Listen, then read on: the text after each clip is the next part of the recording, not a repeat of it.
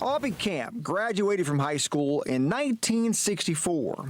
They had some recruiters come through one day with those dress blues on, and I thought I'd look good in them, you know. And The next year, he'd been with the 1st Marines in California for about a year. One day, he came back to the base after he'd been on leave. Where everything was packed up, MPs were all over the place, nobody could get in or out, and so next day we loaded on a transport and went to the USS Lenawee and went to Vietnam.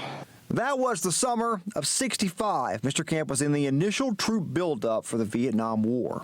The night before, and that morning, they'd issued live ammunition, grenades, and everything.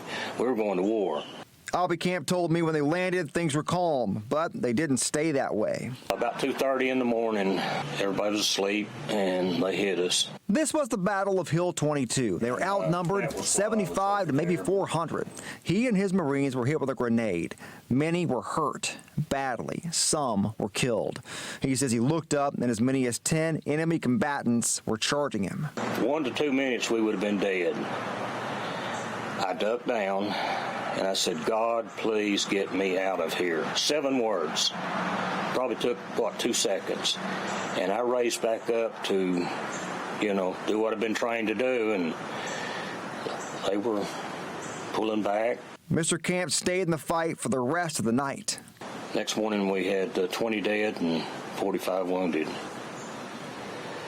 And we had, I think, 56 on the hill of them that were dead, and they said there was carried at least 100 of them off. The villagers did. He received a Silver Star for his actions. That was 55 years ago. Mr. Camp is now 74, and today he is in another fight.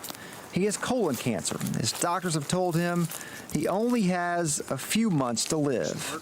Last week, his family and classmates from 1964 came to Apison and unveiled a permanent marker with Aubie Camp's name on it, a reminder to Mr. Camp that his family, friends, and the Apison community are grateful for his sacrifice, no matter what happens next in the fight of his life. I mean, I'm good with it. I mean, I don't want to die. I don't want to leave my family, but I'm at peace.